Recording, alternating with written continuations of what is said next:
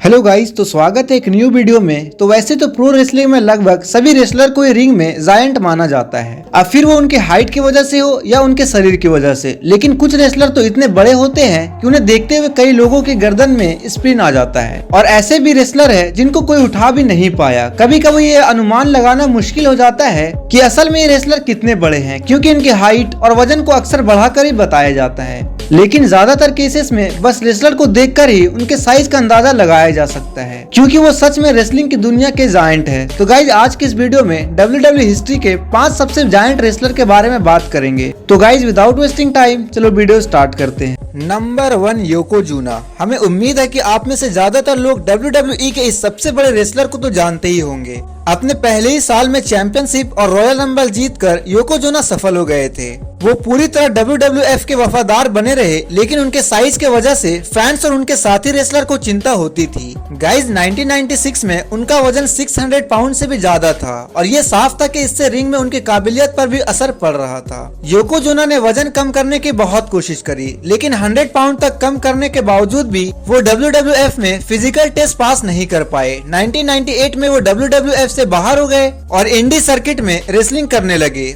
और वो 1999 के heroes of wrestling pay per view में नजर आए। इस वक्त तक वो हालांकि बूढ़े हो चुके थे और उनका वजन करीब 760 पाउंड तक हो चुका था और उन्होंने ये भी कबूल किया था क्योंकि वो जानबूझकर अपना वजन बढ़ा रहे हैं, क्योंकि वो 800 से 900 पाउंड तक पहुंचाना चाहते थे। 23 अक्टूबर 2000 को वो लिवरपूल इंग्लैंड के मॉट हाउस होटल में रुके हुए थे जब पल्मोनरी एडिना की वजह से उनकी मृत्यु हो गई। वो सिर्फ 34 साल के थे। WWE में उनकी सफलता को नजरअंदाज नहीं किया गया और गाइस 2012 में द उसोज ने उन्हें WWE हॉल ऑफ फेम में शामिल किया था। गाइस, चलो बात करते हैं number 2, Mike Shaw. Guys, mic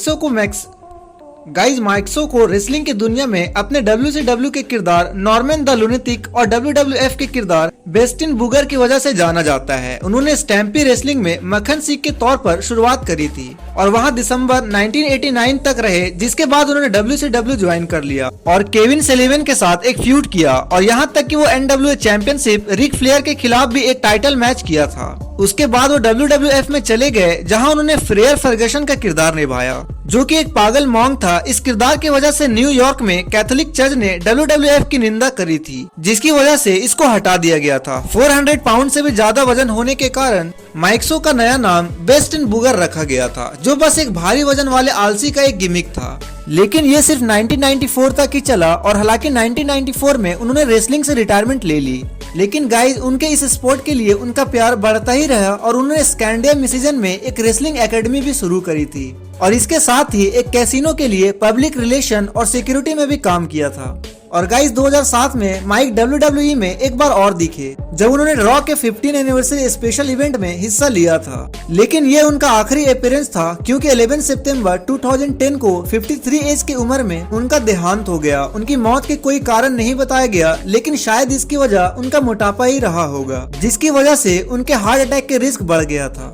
guys, अब बात करते हैं नंबर 3, जायंट गोंजालेज। ये प्रो रेसलिंग के सबसे लंबे रेसलर है और ये हालांकि इनकी लंबाई 8 फीट बताई गई थी, लेकिन असल में ये 7 फीट 7 इंच के थे। हालांकि ये कभी भी WCW और WWF में खास सफल नहीं हो पाए, ज्यादातर 1993 में अंडरटेकर के साथ अपने फ्यूड की वजह से। जैसा कि हम पहले बता चुके हैं, इन्हें WCW में द याकी का किरदार मिलने वाला था, लेकिन इनकी सेहत की वजह से ऐसा नहीं हो पाया। 1995 में जापान में अपना आखिरी मैच करने के बाद गोंजालेज अपने जियाजिंटिज्म के इलाज के लिए अर्जेंटीना चले गए। इनकी जिंदगी के आखिरी वक्त में इनकी सेहत खराब होती रही और इनके डायबिटीज, दिल की बीमारी और किडनी की दिक्कतें भी हुई, जिसकी वजह से इन्हें रोज डायलिसिस करवाना पड़ा था। क्योंकि गोंजालेज ना ही एक सफल बास्केटबॉल प्लेयर बन पाए और ना ही एक सफल रेसलर, इसलिए इन्हें अपने मेडिकल बिल्स भरने में काफी परेशानी आई।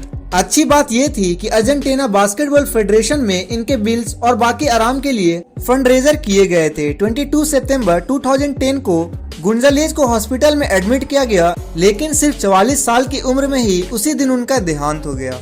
तो गाइज, ये थे WWE हिस्ट्री के 5 सबसे जायंट रेसलर के बारे में। तो गाइज, ऐसे ही वीडियोस पाने के लिए हमारे चैनल को लाइक, शेयर एंड सब्सक्राइब करके बेल आइकन जरूर प्रेस करें।